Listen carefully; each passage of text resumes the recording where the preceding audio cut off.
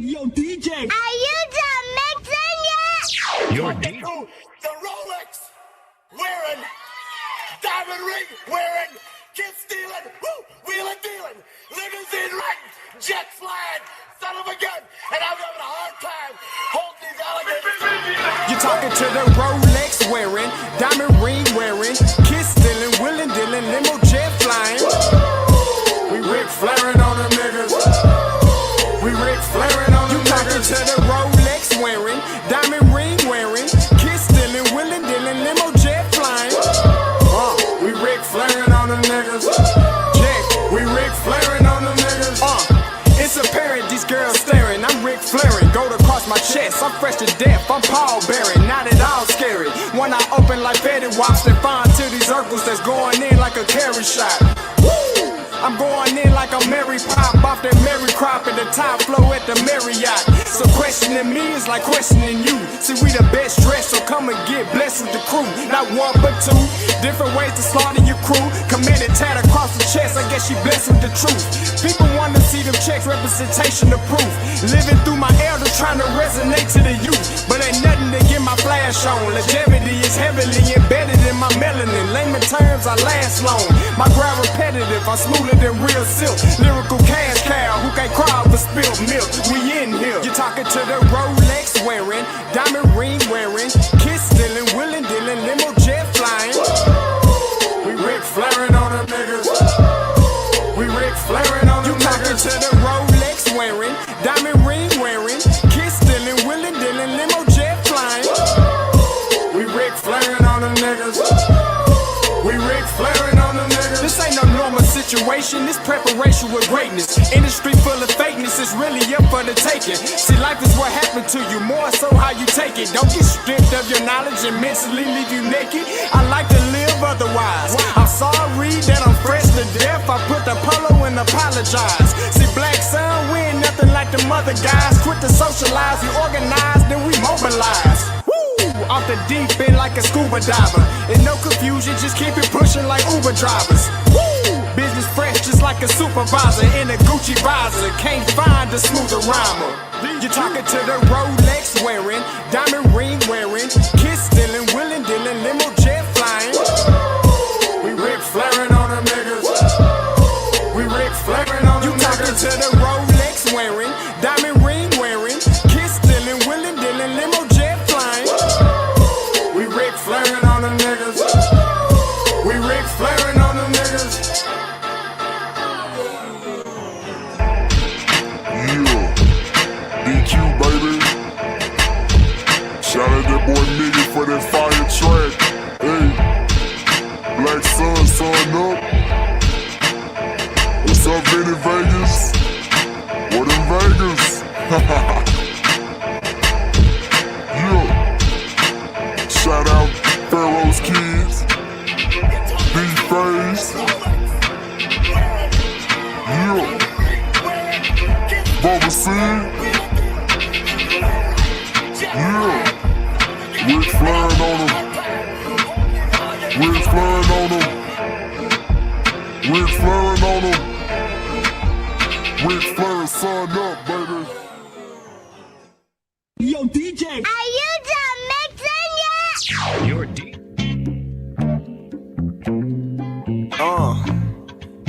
Be cute, little old school, little Sam. Chick. Look. Black Sun. Too easy. Gotta keep it pimpin'. Look. Chick. Drop a deuce in my armor palmer. Now I'm moving slow like your mama's mama. Vega full of that marijuana. I'm in full effect, it's no cause for drama. Presidential, my weed, man. You think my kush man was Barack Obama? Swing around, niggas flag me down. I need a couple grands when they see my Honda. Been there and then done that. Kick a flow, you can't run back. Crown Royal, my cognac. Fucked up and I'm on it. Disapprove of my tennis shoes. Now I pick and choose like it's win or lose. Want them J's, I'ma go online. I don't wait in line, I ain't the type of dude. Dressed fresh like Steve Harvey, rolling Bob Marley, watching Family Feud. Reading a book on Marcus Garvey, might tell you something that you never knew. Fuck the judge in McLennan County, 31 weeks, I had the county blues. Shout out to my Uncle Bubba, had the box Caprice and it was candy blue. The other week I saw a blue Ferrari, was a white boy, drove right by me. Told myself when my album drop, I swear the whole world gon' know about me. 25 from the east side and got my mind set on the red Audi. Dropping paper like Waco trips, where my Waco niggas gon' read about it. Been there and then done that. Kick a flow, you can't run back. Crown royal, my cognac. Fucked up and I'm on it. Oh yeah. Disapprove of my pimpin' moves, now I pick and choose like it's win or lose. Bad bitches, she on me. Fucked up and I'm on it. Say I been there, I done that. Kick a flow, you can't run back. Crown royal, my cognac. Fucked up and I'm on it. Oh yeah. Disapprove of my pimpin' moves, now I pick and choose like it's win or lose. Bad bitches, she on me. Fucked up and I'm on it. I done been there and I done this shit. I done been there and I done this. I done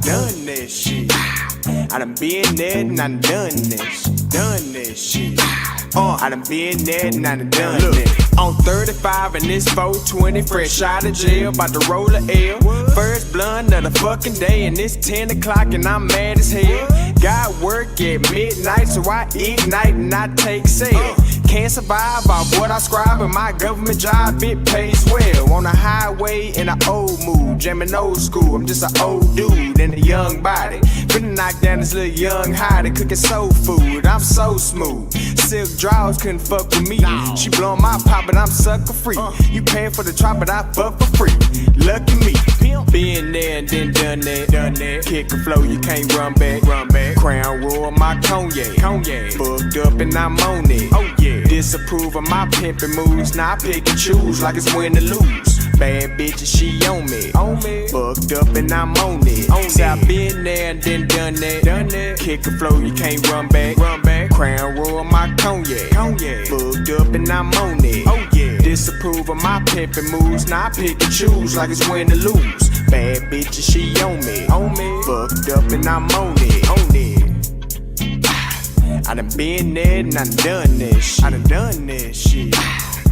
been there and I done this shit. I done been there and I done this shit. I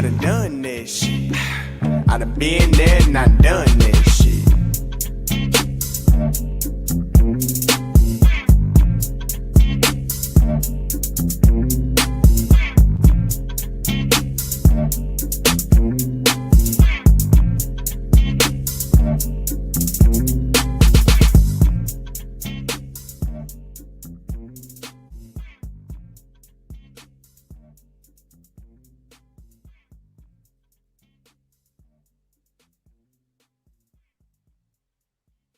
You're gonna dig this.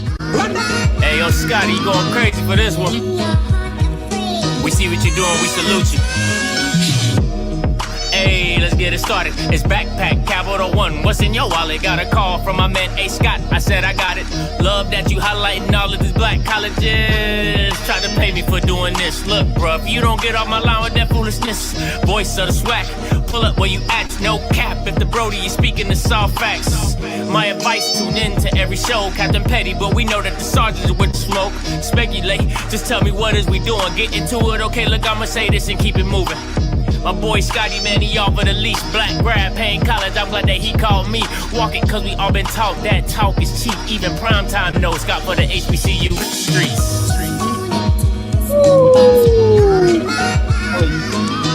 You that just I don't know what it is about them drums and the beat and the soulful. It just don't get old to me. It really don't get old to me. Appreciate y'all for tuning in. It's off script. You watching with your boy Scotty and you watching me live, baby. That's what we do it. All right, man. Appreciate you guys.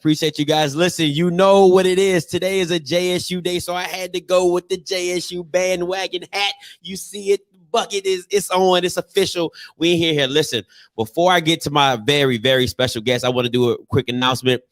I am doing a live show right after interview about the Shador interview. It's been making waves on all the little Facebook media posts and the little clip and snippets. So we're going to get and talk about that right after the interview. Give me about 5-10 minutes. We're going to jump right into that. All right. But today, listen. So I'll be getting these young legends. I had Javancy Jones, you know what I'm saying? Now I got my man Casey. Listen, you want the best, I go get the best. I get these studs, I get these ballers. I call it the Young Legend series. And nobody did it in a 2-year time frame other than Devontae Kincaid better than my man right here. Okay, let's in JSU, nobody. Let's just say that what it is. Nobody's coming close to the numbers, the stats, the accolades. No. All right. So please, when I tell you, please give it up for my special guest today, Casey the White Tiger. What is going on, my guy? What's going on with you? What's going on? Good to be here. Man, I appreciate you for taking the time. Reached out to you, said, let's do it. I was too geeked. You know what I'm saying? It was a great opportunity, and I appreciate you for coming on. How's your week been going? My week's been going good. You know, just another casual week. Yours? Oh, man, listen. Sounds big. It's getting better. It's getting better. I'm telling you, the weekend's getting better. It's getting better. There you go. All right, so listen, we're going to get right into it, but I know you probably haven't seen any interview before. I don't know if you ever, follow, go ahead and subscribe right now. But but I like to start every interview with a little start bench cut. Okay. All right. But I saw your games. I seen your film. You're a gunslinger. So I did a gunslinger edition. Okay? I did a gunslinger edition. Not the little basic quarterback. Now we not doing that. Now we going to do it special. All right. So I'm going to bring this up and we're going to start bench cut. Special edition, gunslinger edition. All right. Now, for people who don't know who's on this list, I got Tony Romo, I got Brett Favre, and I got Patrick Mahomes. It's on you, Casey. Go ahead. Start bench cut. I start Patrick Mahomes. I bench Tony Romo and I cut Brett Favre. Oh, my man Tony got on the team. Let's go. You got to explain this, please, and thank you. Now, don't get mad at me, Mississippi, for cutting Brett Favre. But listen, I feel like Brett Favre is not able to sit on the bench. I feel like he's going to be too mad about being on the bench. So I might as well cut him off the whole team. I think Tony's going to be a great guy about it. I think he's going to help Patrick Mahomes. I think he's going to help him get better, succeed. He's going to win some championships. And I think Tony Romo is going to be the guy that'll be on the bench that'll just help Patrick be better. I think Brett's going to be a little bitter about it. So we're just going to have to cut him. Listen, I don't care what you would have said. As long as Tony Romo make the team, I am so geeked right now. Like I'm telling you. Oh, man. So I got some comments. They said starting Mahomes. Lawrence said, oh, no. Derek White said cut Romo. And Blue Blood says over Favre. Like, yeah, over Favre. Listen, Had to. You know what? I knew something was going to go right about this interview, and it's starting off right now. We'll talk about. All right, appreciate, man. That just made, when I tell you that just made my day, bro. That just really made my day. All right, so let's get into. Go ahead. Talk. I was gonna say. See, people need to understand. Tony Romo has a deep understanding of the game of football. Brett Favre was the true definition of a gunslinger. He drops back. And what he's going with. That's why he threw 420 interceptions. But at the end of the day, you want a guy on the bench that knows a lot about football. You got to go with Tony Romo. People need to understand Tony Romo knows the game of football. Whether you thought he was great at playing the game of football, we're talking about someone to sit on the bench. That's Tony Romo. See, that's some next level thinking right there. That's like, listen, I don't really cut a lot of clips off my interviews, but best believe this is getting clipped, and I'm reposting. All those haters out there who hating on my man number 9. Let's go. Man, let's make my day. All right, let's get into these questions. Your favorite athlete? Ironically, of all time, it was Deion Sanders.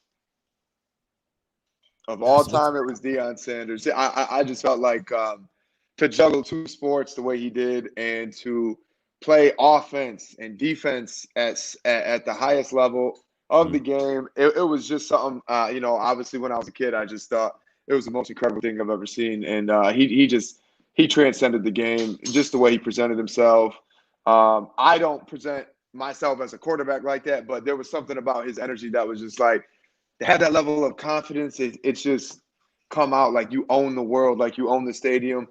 Being a kid in college all the way through the end of his career, coming back, So that was it was Deion Sanders. That's what's up. That's what's up. Mhm. All right. What is the last movie you watched? The last movie I watched, the last show I watched was finished Snowfall. The last movie I watched was. I'll take the show. I don't know. I'll take the Snowfall. last show Snowfall's I finished was legit. Snowfall. Snowfall's The problem legit. with these shows nowadays, you just don't watch movies as much. That's what's up. Your favorite song and artist right now? My favorite song right now, I have so many. Probably J. Cole's Intro, and that's what I'm listening to the most. So J. Cole and J. Cole's newest Intro off his album. Okay. Let me get back to I got some people in here. Let me see what I got. I got somebody said Casey looking like Craig David and Robin Thicke had a baby. That is what's y'all are wildin'. Y'all are wildin'. Somebody said that's my quarterback. That's what's up. That's my quarterback. That's my quarterback. Your favorite spot in Jackson? I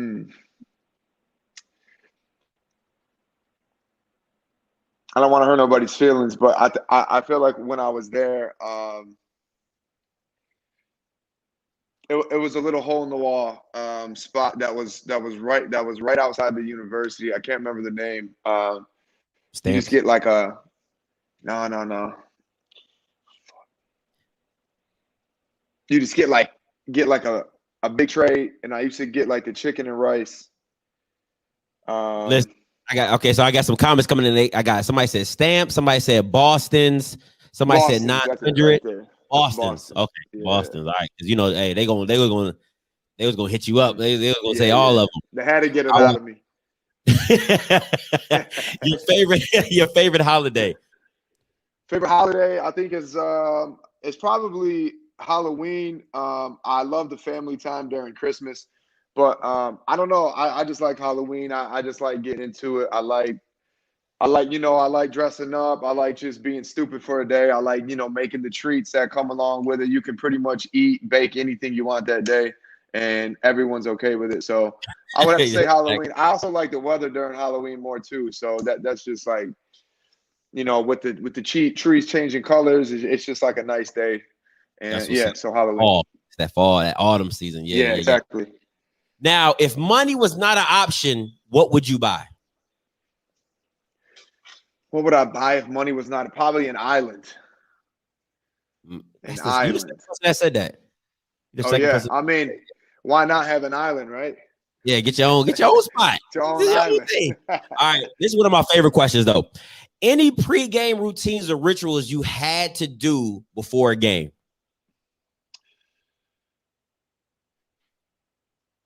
The thing is, I was never a big pregame ritual guy.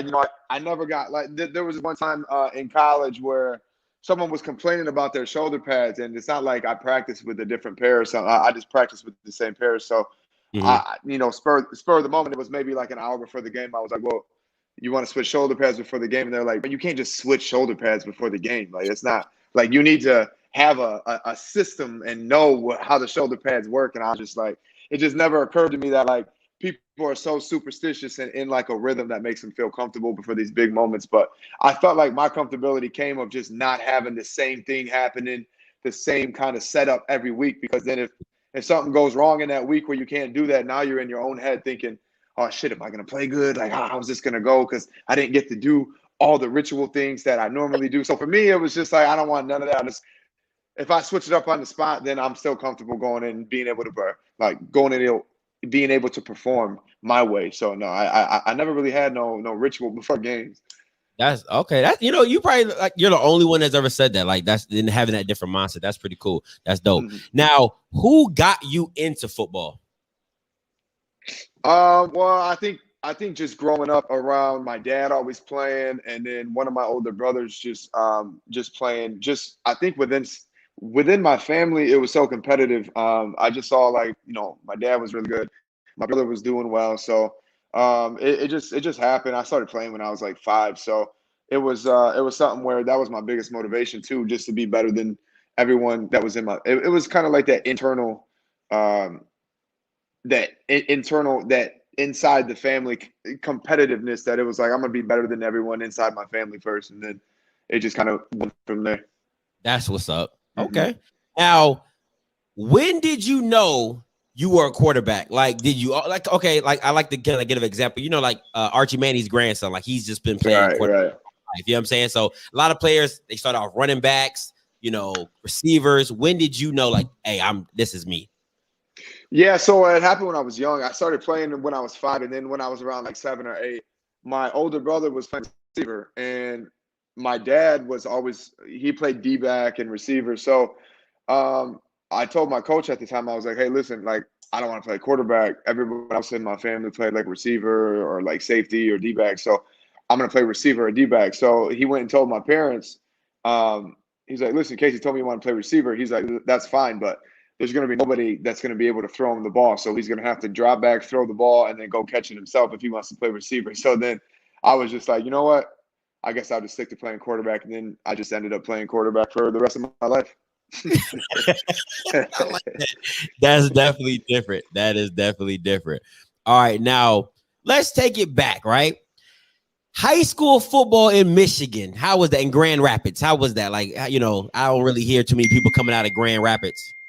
Yeah, no, I mean, especially not football players. So that was, it was really all I knew as like a high school kid, but it was cool. I mean, it was, it's not as glorified and big, and, you don't really get away with as many things as like, I know bigger places in the country when it comes to high school football and stuff, even if you are good. Teachers really, they don't really care. They don't care that you have to spend so much time outside of class, perfecting your craft and putting a lot of time towards the sport that you love. So you don't get a lot of benefits as far as like people understanding or caring that you even play football. And I came to find that out as I kind of got it. And then when I got to Jackson State, I really found out that like people really care that you do well for the program and you are dedicated to your craft and playing football. So yeah, playing high school football, I didn't really get to experience any of that. And it was just kind of like, whatever, you just kind of play football for a high school team, and that's that. Okay.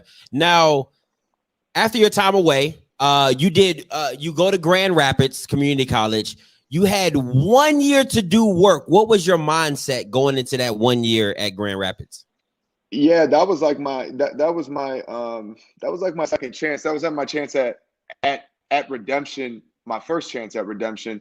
And my mentality was just never take any single moment for granted. And once everything was kind of taken from me, that was a lot easier for me to have that mentality. And it's not always easy to have that mentality or keep that level of perspective, because we do kind of get caught up in ourselves and these kind of things. But it was so fresh for me at that moment that it was just so easy for me just to handle my business, do what I needed to do, and be completely and utterly happy with it every second I was doing it. And I had never 1 second of complaint during that moment of getting back on track and playing football, going back to school, because it was literally like the best feeling in the world. I didn't care where I was.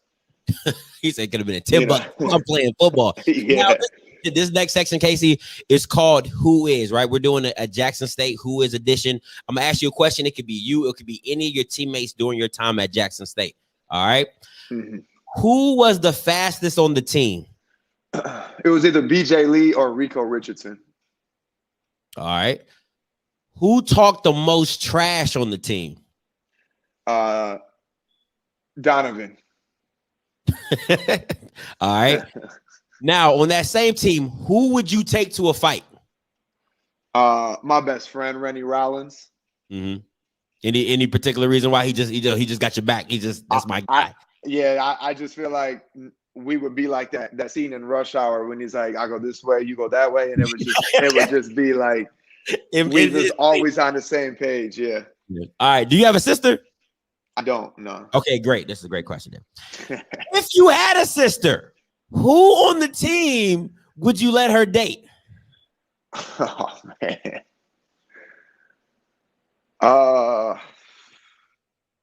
Dedrick McDonald. Dedrick McDonald, shout out, man. You are Mr. Respectable. You are Mr. Respectable. I always like to ask that question just to see who they think is a respectable young man off that team. I gotta go with another quarterback. Yeah, let's go. Let's go. All right, now going back to leaving Grand Rapids, you had no offers, correct? Correct. So how did you and Rick Comedy link? How was that conversation like? How did that go down?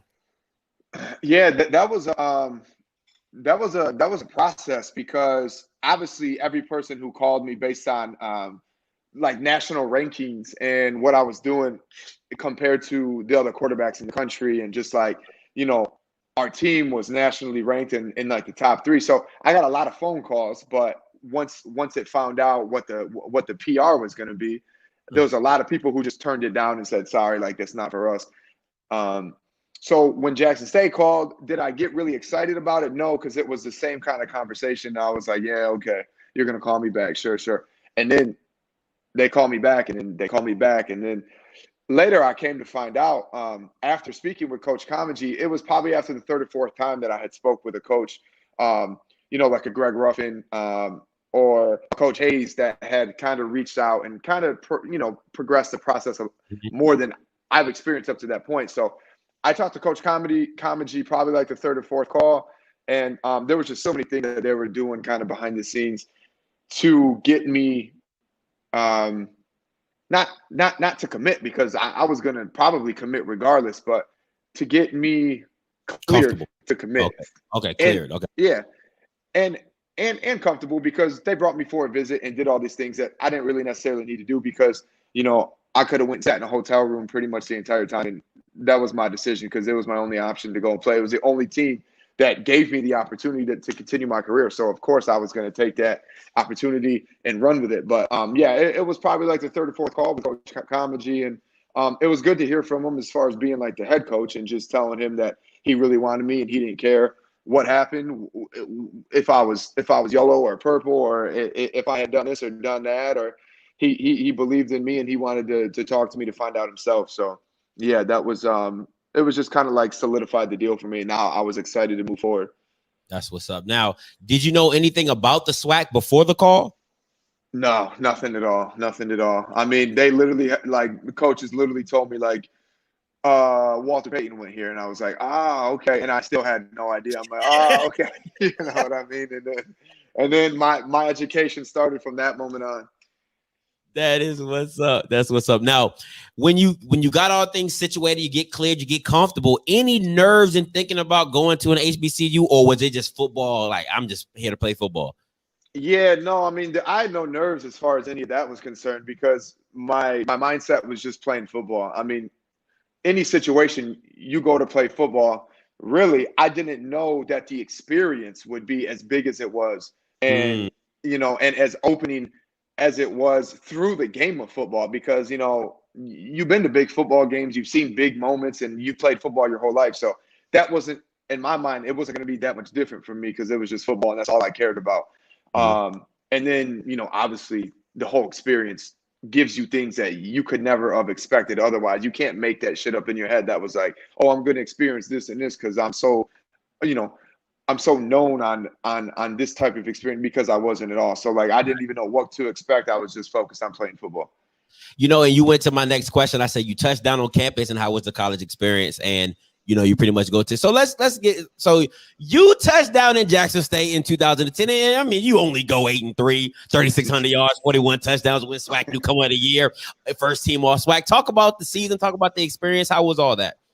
Yeah, I mean, it was incredible. Obviously, like I experienced as much as hopefully everybody told me and expressed to me that I brought to, you know, that JSU football that everybody loved in the years past. And it just meant a lot. And to do the things I did my first year, obviously I kind of put a target on myself going into my senior year, which I was completely happy and fine with, because it motivated me going into my senior year, just to do the things that I wanted to accomplish that I didn't get to. my junior year. And as far as our team, we kind of put the SWAC on their heels a little bit because we came from a Jackson State team that only won 3 games the year before. I got there, all the other guys got there, and we came collectively together with a couple new, people on coaching staff, Coach Wilson as the offensive coordinator. So, it was just a thing. I think it was one of those moments that it just came together for that year and the next year to follow, and all the pieces just kind of fit together perfectly like a puzzle, and we just did really well. You hitting my questions right off the bat, because I said, when did you feel your teammates bought in and believed in you and your ability to lead? Because I feel as though when you're the star quarterback and you really have the talent, when everything is just vibing, like I know what he's gonna do. I know what he's gonna do. You just know it so well. So when did that start clicking? When did everything just click? I would say literally like 2 weeks before our first game. So when camp kind of went underway, I had done nothing but just kind of take like a back seat to the guys who have been there. I just wanted to learn. I wanted to see how to maneuver, my way in and out of how just, things are done, how things are communicated. And at being at the university level, you have kind of like you kind of have like a pecking order, and you have the seniors, the seniors who start, the seniors who are considered the captains, and then the juniors who are considered like the 3-year guys. And so me just getting there along with all the other guys that transferred in, especially being a quarterback, and obviously you only get one quarterback to play at a time. So I felt like I needed to be led in order to lead. And I took a back seat, and I saw how people led, and I saw the way that I needed and wanted to lead. And it was eventually recognized, hopefully, by just being true to myself, but obviously what I was doing on the football field. And on the football field, in those moments, it's not like, these guys and my teammates aren't even my friends yet. So I wasn't trying to make friends on the football field. Outside of the football field, absolutely. But like, if I needed you to do something, I don't care how it came across. I needed it to come across like, this is what you need to do right now in this moment for us to be successful in this play. And I think that's just the way, like, he cares a lot about how successful we are. And I think that rubbed off. And then it was like, oh yeah, like, we want Casey to lead. And then I was voted team captain, and that was really big for me. Oh wow, first year voted team captain. Yeah. So I mean, that was a huge deal for me. And whether or not people think it gives you confidence or not, like, they can say it doesn't, but really when your whole team votes and you've only been there for a couple weeks, not because I don't even think I was stated as the starting quarterback yet. I felt like me and Dedrick were competing. Our coaches let it ride out until literally 2 days before the game, and then he was like, Casey, you're starting. But so I think I was voted in that position before I was even announced a starter, which meant even more to me. That's what's up. Now, 2010, you lose the Alabama State by 2 points. That keeps you out the SWAC championship. What happened? How did that game? Because everybody else, y'all was just mollywopping. So what about Alabama State kept you guys on your heels? Yeah, kudos to Alabama State. They were kind of like my kryptonite while I was at Jackson State. I had the 2 worst games of my career against Alabama State. I don't know why or what was going on. It was just one of those things where just that game, every time that we just couldn't, I don't know, we just couldn't figure it out. It was just like miscommunication here and there, and then it was the aggressiveness that seemed like they were playing very, very, very passive in the secondary, but it wasn't. So it was just one of those things that we just couldn't figure out. And we had a couple mistakes. We had a couple late penalties that would have put us in a position to win those games. It was just ugly for us. It was ugly for me against Alabama State. Honestly, my junior and senior year against Alabama State, it was just bad for me. Like I said, they were kind of like my kryptonite while I was there. But obviously, when going to the SWAC championship would have been great my first year there, because my second year there, we were disqualified from playing in that game. So it didn't matter what we did during the season, but obviously we still went out there and wanted to beat everybody and do our thing. So yeah, that's what's up. That's what's up. Now, 2011 revenge tour. You know what I'm saying? You just come back. You set 3 JSU season records, passes completed, passing yards, total offense, pass for, and then you do the game that everybody still talks about to this day, the career high 539 against Alcorn State, 51-7. Tell me about the game.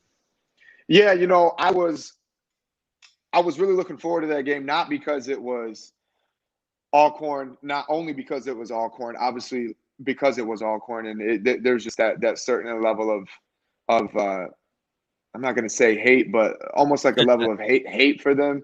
Yeah.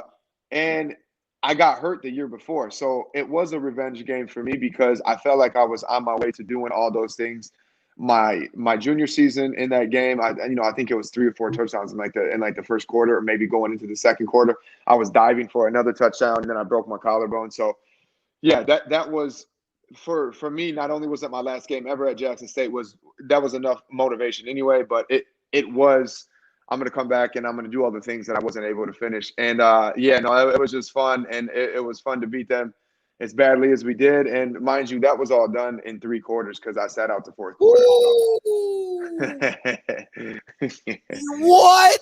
3 quarters? Yeah.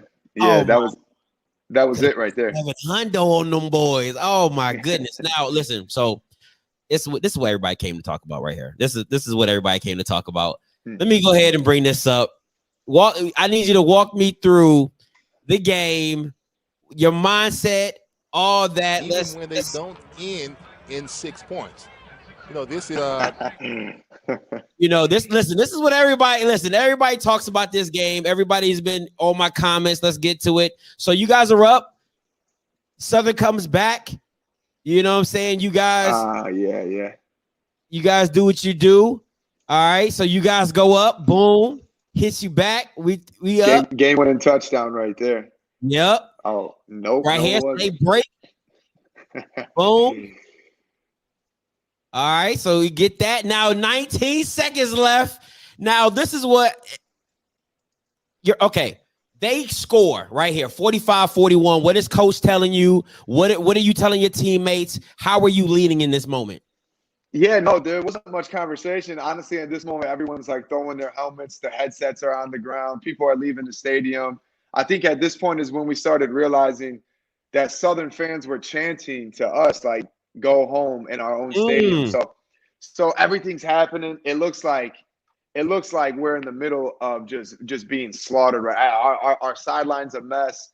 People are basically just giving up. And then it was a little bit after this where me and my coach get together, and he's just like, all right, so what's going on? And we're just like, I said I got this, but like I didn't have it. I just felt like we were in a position to be okay because it wasn't really on us to do anything special. We had scored 2 game-winning touchdowns. So I think I just said, like, I got this. I got, like, an idea of what we can do. I don't feel much pressure. I don't think we should be freaking out. And that's really all I meant. And then we just go out and, did what we did. And this is the part you talk about. Southern tells JSU to go home. Oh, there it is. Yeah. All right. So I believe me go a little further. Okay, so 9 seconds left. This is the infamous play. What is called? Where are you looking at it? And what was because when I had one of these in high school, my quarterback straight up told me, I'm coming to you. He was like, I'm coming to you, make the catch. Literally, that's so what was your conversation with your team in this moment? Yeah, so the play before this, we were in the same formation, and I hit my tight end Rennie over the middle, which got us to this point. So this was like a 35, 40-yard pass that I thought in my mind would have at least condensed their secondary deep towards the middle of the field. So I was like, listen, this has to be on their mind. He's my biggest target. He's my most sure hands. And I just hit him for 35 yards. And we only had to go like another 28, 30 yards anyway. So and Rico, I knew he already had 2 touchdowns where he was just torching this dude that was guarding him. So, it was one of those moments where I was like, hey, listen, push this guy to the middle of the field. Let's get my inside receiver to push that safety a little bit to the middle. And let's just leave Rico one-on-one because he's kind of been killing this guy already anyway. Rico has a lot going in his head, how he's been playing such a great game. So I was like, Rico, one way or another, it's going to be over the top. It's going to be a back shoulder. But I'm pretty much going to come to you because it should play out this way. That's big time. So you pretty much Aaron Rodgers this play, just drew it up on the fly, and you just Aaron Rodgers did it. Say, hey, let's make it happen. And as they say, the rest is history. Throws it. Wilder scores a touchdown. Are you? It was not Wilder. It was not Wilder. It was definitely Rico. That is what. And then I got, man, listen, so the comments are coming in heavy on this. Let me go back up real quick. They said the greatest game ever. Let me see. I got one that says he was the truth, JSU for life. Got another one said greatest game ever. Gotta watch this one. And then I got a Southern says I hate this clip. I hate this clip. Yeah. But you know, the thing that really gets you fired up was the atmosphere of the game. And that was one of the things that I learned early on, just being in that experience. And like I said before, like you don't have a reason to dislike these people. And I actually just did an interview where I said this, but there was something that just the energy around it was like, you know, I hate these people. I hate this team. And I don't even know why yet. But after the game, it was just like, okay, now I know why this is such a heated rivalry, because before you even go in it, you hate it already. That's real. That's real. Now, go ahead. I was gonna say, and it gets you to do things like that. It just gets you to do things that just elevates your game to another level. And I gotta, you know, it's not just on me and my teammates that we did that. I gotta thank the Southern Jaguars for allowing me to do that. If you don't think that's getting clipped, best believe it is. All right. Oh man, they might use it for the upcoming season. All right. Now, what grade would you give your career at JSU? What grade? I mean, there's a lot of moments where I wish I would have been better. So I would give myself like a solid B. You know, like those moments against Alabama State. Losing to Grambling both times. You know, if I hadn't have lost both years to Alabama State and both years to Grambling, then I would have gave myself a higher grade. But it's just accepting that I lost to them, you know, both years. It doesn't sit well with me. But I make up for it in beating Tennessee State 2 times in a row, beating Southern 2 times in a row, and beating Alcorn 2 times in a row. So that's why I give myself a B. That I went undefeated against the rivals. Now, what advice would you give a kid looking at an HBCU but doesn't want to go? I think you really got to understand that the experience is something that in any circumstance that if someone would have offered to me to go somewhere else or to go to the school of my dreams before then, you know, it's something that you don't even understand until you go, and every day is an experience. It's something that you can look back on and would have done over 1,000 times, no matter what the situation was, because, you know, it's really hard to explain. It's just the experience and the things you learn, and you can't think you can make up the situations in your head, because you really can't. You really have to go and experience it. And and like there's nothing I can take away from that I would want to give back. Like those are my experiences and my memories that I hold on for dear life for the rest of my life. And I know I couldn't have got that anywhere else. That's what's up. I think a lot of alums and everybody would definitely talk about that and definitely appreciate your opinions on that. Now, the 2012 draft comes along. Did you think you would be drafted? I mean, athletically, I think I did everything that I needed to be drafted. But the world of sports and football and NFL is obviously very political. And it started before me. It'll go on after me. But because of that, you know, being a quarterback, you are the most highlighted position in the game, and everyone's stories matter. And I felt like there was doubt in me that the NFL was going to happen, you know, just because of how hard it was just to get into a college. Now it's the NFL. So I felt like I had no regrets as a player. But I knew there was going to be something that might have held me back from getting to the NFL. I'm not something, my story holding me back from getting to the NFL. Just because a quarterback's never been in that position that went to the NFL. And there was never been a story where I'm like, oh, yeah, no, this kid got into some pretty heavy shit when he was younger and he still made it to the NFL as a quarterback. And they just went along with it. Like, that's never happened. So did I think maybe I could be the first one? Yeah, maybe. But there was kind of like, I did have reservations saying like, listen, the NFL might not work out for me. Okay, so the NFL skips on you, but you go to NFL Europe and you do CFL. How were those experiences? Yeah, the CFL was cool. Obviously, it's not American football. You know, the game's different. You're playing with 12 people. There's a bigger field. What you're seeing, what you're doing is different. So it wasn't really something I enjoyed as far as playing the game of football, because you have to kind of recalibrate how you play the game, how you see it as a quarterback, how you read defenses and things like that. So I wasn't really excited to be in the CFL. It just wasn't for me. And then when I went to Europe, I didn't know that existed and that was still going on. So once I went there, again, it was something that opened my whole mind to just playing football in a completely different place, a place I didn't know about again, a different culture. So yeah, that was amazing for me. And obviously I did it for many years and had my success, which obviously made it that much better. Playing the game. So yeah, no, it was definitely amazing. And obviously that experience was far better than what my experience was in the CFL, just because football made it that much better as well. That's cool. Now, in your own opinion, do you think the NFL needs a minor league system, kind of like a baseball farming system or anything like that, in your opinion? Yeah, I think absolutely. I mean, if you think about all these great players and kids in college that you see and watch, and you think like whatever happened to them, there's literally nothing. Nothing can happen for them because there's nowhere to go and play. There's no system where you can say, okay, we have the top league, but then we have a league that's like, we don't know if you can be in the top league. We don't know if you can handle that amount of money, that amount of attention, that level of play yet. So there needs to be something. And I feel like when there was a very seriously invested NFL and NFL Europe, you got NFL Hall of Famers from it. You got, the Dante Stallworths, the Kurt Warners, the guys like this that were coming from these places. So it's like, it's kind of a no-brainer to me that it should be there and it should exist. But yeah, I don't know, for some reason they just can't figure it out, or the NFL doesn't see benefit in it, which is kind of crazy to me. But I definitely feel like that system should exist.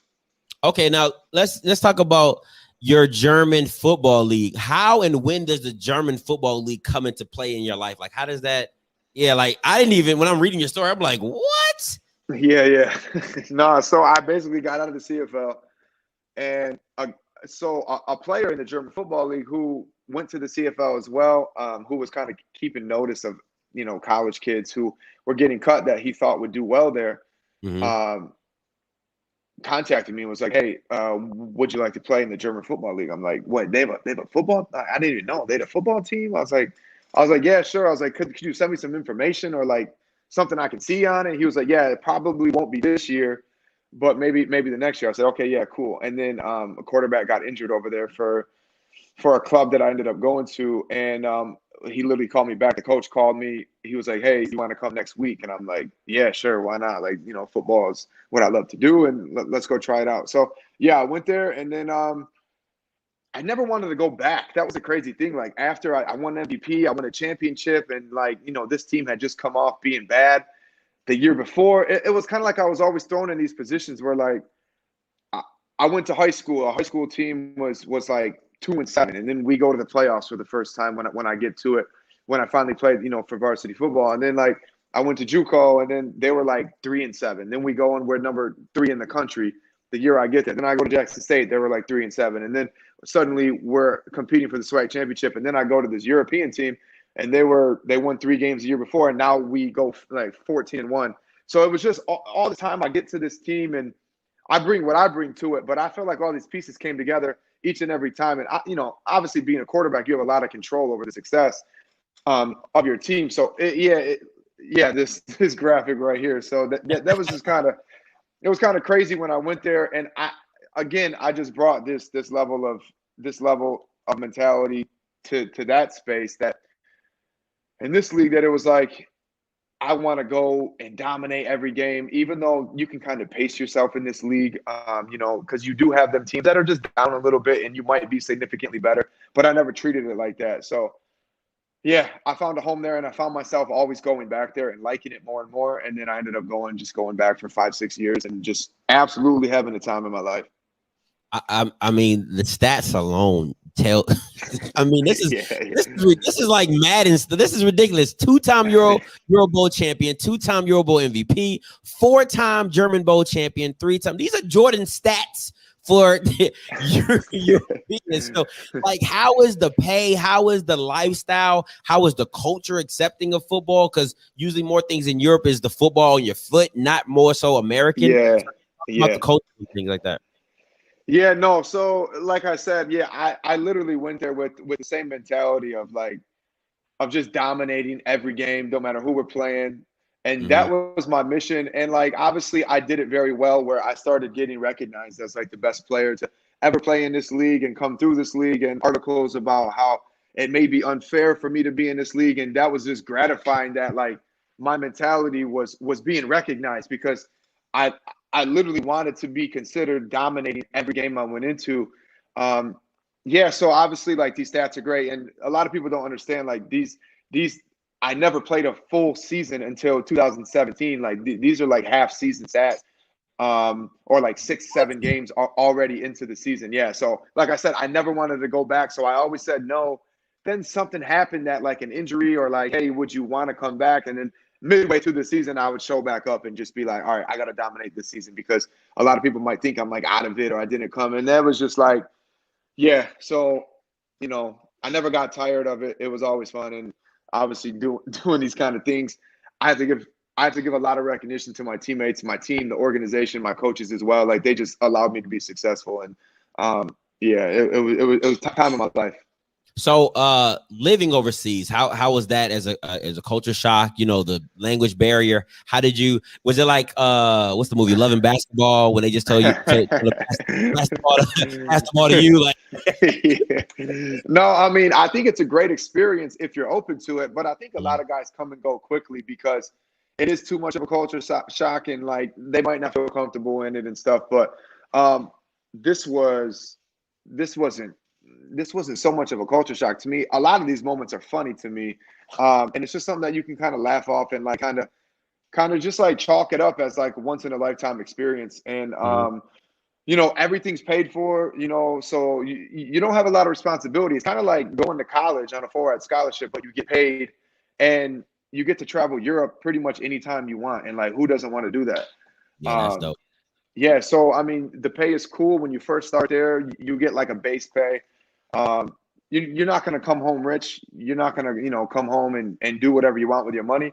But if you work your way up and you do some, and you do some good things and you're a good team guy, like, these organizations really care because they get such a select few amount of Americans. They only get 2 Americans that play on each side of the field. So if you are going to be that, so if you are going to be that American, you have to be doing things on the football field that are obviously impacting the games a lot, but you have to be a great teammate and just a person that everybody gets along with, and like that can teach the European guys to be better, and that everyone just meshes with. So I think the experience in whole just kind of teaches you to be that much better of a teammate, and you don't really got to manage money, but you do have to manage it in the sense of like, yo, you want to travel and do all these crazy things all the time. You want to go out and party in Europe and go all these places, but like chill a little bit, take it slow and pick and choose carefully, which experience that you do want to have.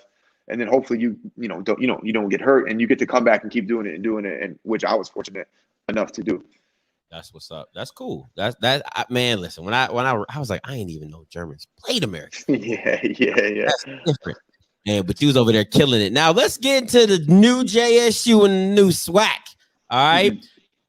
Your all-time athlete, your all-time favorite athlete comes to your alma mater. What were your thoughts? Yeah, so I mean, at first it's like, okay, I know Jackson State and I know they're excited, but being inside of that, I'm very excited, but I know it doesn't matter if you don't win football games, right? Like, we do not care who you are, if you're not winning football games, this might just, this might not work out. So like, it might not go good for you. Yeah, no, but obviously it's extremely exciting. It's just the amount of attention, the amount of conversation that's happening for JSU, about the SWAC. I mean, obviously Deion is the guy for the job. I think he's the guy to push it to the next level. He pushes the envelope when it comes to equalizing the playing field inside the HBCU world, inside the SWAC, to the rest of college football, which I think should have been done a long time ago. But at least someone is now in our corner that people will listen to. And I think he's doing everything he can, which is amazing. And I just hope it unfolds as a positive experience for Jackson State. I know it will be a positive experience as far as the recognition and the attention we get, but for the kids at Jackson State, for the university, and for the culture of football itself, I just want to see us winning again. That's what's up. Yeah, a lot of Jackson fans will feel the same way. We'll feel the same way. Now, has anyone reached out to you to bring you back to campus? Just to kind of walk around, be like, bring some of the, how like the University of Miami do. Ed Reed, Ray Lewis, they all come back and support. Has JSU reached out to you for that? No, I mean, they haven't, but I think that's one thing that I hope it's next, that there is a alumni kind of like brotherhood that like gets together all the alumni football players into maybe one big group somewhere, somehow. Maybe through like an email chain that we do get sent the merchandise, that comes out, or the team apparel, and we get a little package in the mail. You know what I mean? Like, that'd be really cool to stay connected and want to keep always bringing us back, and not just kind of leaving it on our own to come back and say, oh yeah, hey, I'm showing up. Who can I get in contact with to like get in the locker room and just like talk to the kids or get on the field? Like, I wish maybe there's something created, and maybe that's the next phase of kind of what Deion's doing at Jackson State to make sure that the past football players are not necessarily forgotten, but that we do stay close to the university, and we are getting things kind of in return for just staying up with them. Staying up with them and being there once in point in time that ultimately led everybody else to being there. That's facts. No, that's facts. Now, what were your thoughts on the spring games in the SWAC? If you caught a couple of them, what was your, I did. I honestly watched every game that I could. I thought they were, I thought there was, I kind of feel like there was a lot of things that were held back, just because it was the spring season, and eligibility wasn't really lost. So I felt like there wasn't a lot that we wanted to show, that teams didn't want to show, as far as like what we're doing, who we got, how the offense and defense schemes are unfolding and things like that. So I enjoyed watching, Jackson State on ESPN and stuff like that. Like, that was just really cool, just to get so much airtime and to kind of have a spotlight, when not being so drawn out, or I'm sorry, so distracted from, like the big schools and stuff. So to be on TV, to see it, I just thought it was great to see him play. But I would have liked to see more, not talking so much about like, oh, let's wait till we see what we got next year, because the moment was now, and I would have liked to see that. But obviously it was great to watch them, and it gave me something to do and someone to cheer for on the weekends. Now, you were a quarterback that, first of all, you was a player that knew nothing about the SWAC, came into the SWAC, dominated the SWAC. Now, what advice would you give new quarterbacks who are transferring in, the Kansas States, the, UTEP quarterbacks? A lot of SWAC quarterbacks are new power transfers. What advice would you give them in the SWAC, and, with your experience?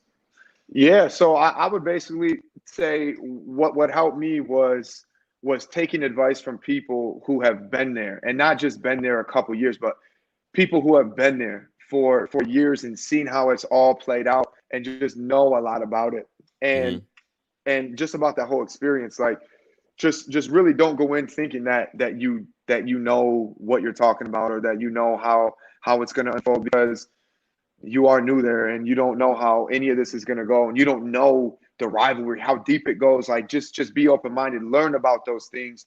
Learn about the history of it, because that helped me a lot, and it really brought me perspective going into the game week of each and every. It's like every week is a rivalry. It's not like, oh yeah, like Michigan versus Michigan State. It's like no, every week is a rivalry week. So you just really got to pay attention to it and really harness that. And I think that'll give you a little extra motivation if you need it to go out and be like, I'm gonna give everything I got, because I know how much this means to my school, my team, the city, the fans. So that helps. All right. You said you watched a lot of games in the spring. Any quarterbacks you're ready to see in the SWAC that you like, hey, I got my eye on this kid, can't wait to see what he has? Yeah, you know what? I started seeing a lot about the kid from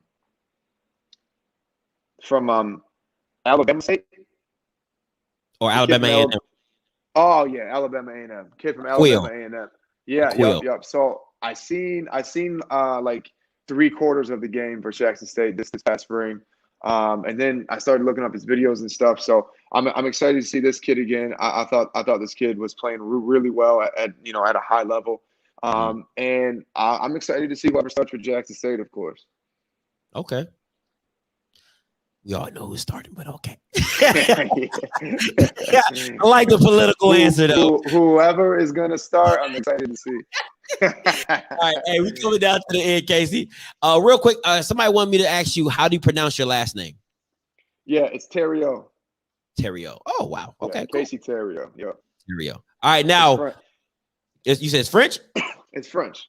Oh, okay. Oui. All right, so what should your fans and your future fans expect from you? Coaching, QB trainer, multimillionaire businessman doing NIL deals. What we doing? What we talking about? Yeah, so I would like to coach one day. I don't really necessarily know when, how, or where, but as soon as I figure that out, that's going to be great for me to know as well. So so I definitely want to coach. I don't know if it's going to be privately, just like quarterbacks, or maybe at the university level, possibly in Europe someday. But so long as I have that itch to play and I'm kind of figuring out things as far as like doing my own business ventures and stuff, that's probably not going to happen, just because that's like a full goal thing. But yeah, besides that, I'm just, I'm doing my own business things, and probably with the thought of playing still being on my mind, probably no coaching at least for the next couple of years. I got a comment from the gallery. Says, ask him about the movie. Is there a movie coming out or anything about that? Yeah, so there was a movie deal that I did a few years ago with Devon Franklin that kind of fell through when he was at Sony. But now I've signed another contract with a guy named Bobby Smith Jr. That he's been working on. It's such a long process with this whole studios and making movies, and plus COVID. So Hollywood's been down for a couple of years. So I think this kind of postponed everything, but possibly, maybe it's still coming out. It's still going to happen. It's just such a long process. So that'll be great if it does.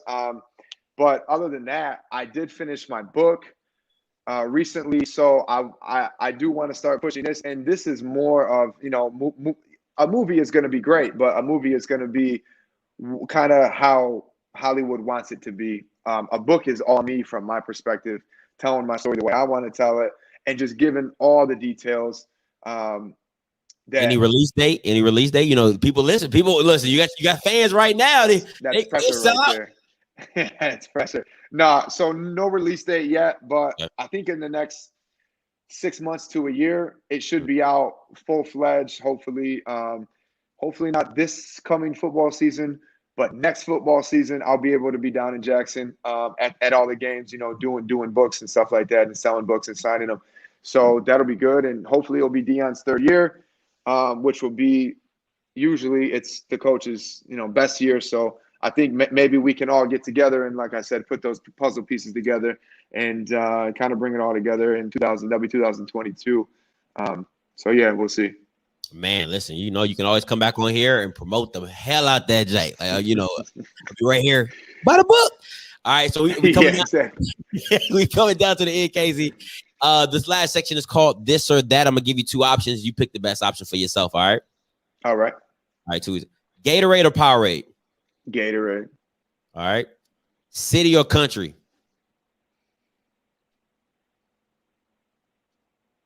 City. Okay. Text message or call? Text message. All right. Which would you rather throw, a post or a fade? A post. Man, y'all quarterbacks love them posts, boy. I tell you, they all pick posts. Now, this is a serious question. I need you to lock in. Right. Zaxby's or God's Chicken? Chick-fil-A. Come on, man. You want to know why? It all started for me because in the JSU cafeteria, the Chick-fil-A was there, so it was just something. It's close to my heart. I had it like 3 times a week, so it started with me there. It's always Chick-fil-A. All right, now who would you rather beat, Alcorn or Southern?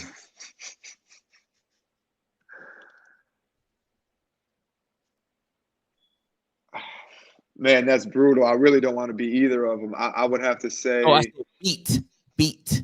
Oh, B. I thought you said B. Like if I had to choose between who would I be, I was like, nah, beat. Like if you had to choose. beat. Who would I rather be? Oh, Southern for sure. Southern. All right. Early bird or night owl? I'm a night owl. NFL Europe or Germany Football League? German Football League. That was me. All right. Apple or Android? Apple. All right. And last one, who do you have in the NBA Finals, Suns or Bucks?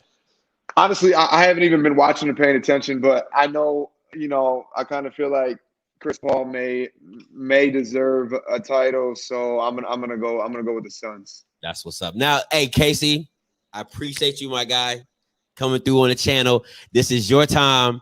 Say what you got to do. Talk to the people. They all 156 people on here. Just there we go.